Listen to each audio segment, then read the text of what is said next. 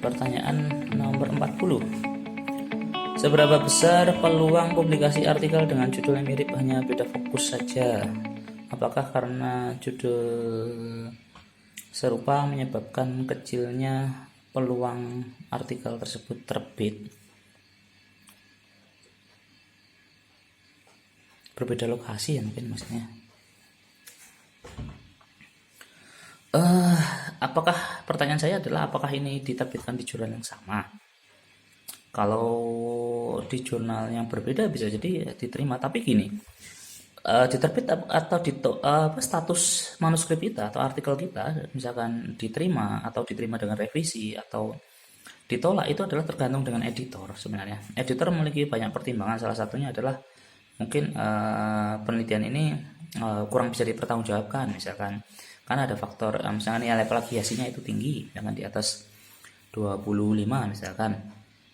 Itu ya itu hak editor ya untuk mereject atau menerima sebuah manuskrip, itu benar-benar murni dari pihak editor. Nah, eh, memang banyak pertimbangan ya untuk menolak, salah satunya kan itu tadi ya. Menurut saya banyak kan memang penelitian mahasiswa itu yang hanya mengganti lokasi saja gitu kan, dan memang itu seakan-akan nggak punya ide gitu ya. Jadi saya sendiri kalau melihat seperti itu dari awal itu sudah saya tolak untuk apa itu mahasiswa itu. Jadi sebenarnya banyak kok penelitian itu ya. Masalah air saja di laut itu bisa meluluskan mungkin ribuan mahasiswa itu. Air saja itu kan. Karakteristik air, pasang surut air laut itu bisa ribuan mahasiswa lulus itu. Ini saya hanya ini pengalaman ya. Jadi saya misalkan saya itu banyak penelitian di Benang Biru ya, di Sempu, Pulau Sempu itu berapa banyak, mungkin sudah puluhan ya mahasiswa yang lulus lulus hanya di sekitar Pulau Sempu aja, jadi dengan fokus di situ.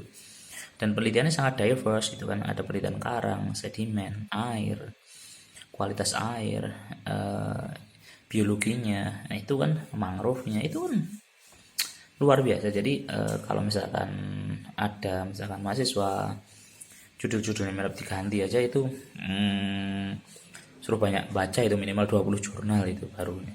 Kalau misalkan Anda juga mahasiswa itu bacalah 20 jurnal kemudian minimal gitu kan. Ide sama itu kan, baca jurnal-jurnal yang hampir mirip itu nanti catat itu kan, buat kata kuncinya apa, kemudian di pendahuluan itu novelty-nya apa itu kan, itu dicatat kemudian dikomparasikan setiap jurnal, itu nanti akan ketahuan, nanti akan ahli di bidang itu nanti kalau sudah baca sekitar 20 jurnal itu minimal ya. Jadi itu ya, jadi itu ya kalau saya sarankan, kalau beda lokasi kayak gitu udah sebenarnya sih boleh, cuma ya jangan seperti itulah, nanti apa ya kayak nggak ada topik lain aja. Itu aja jawaban saya.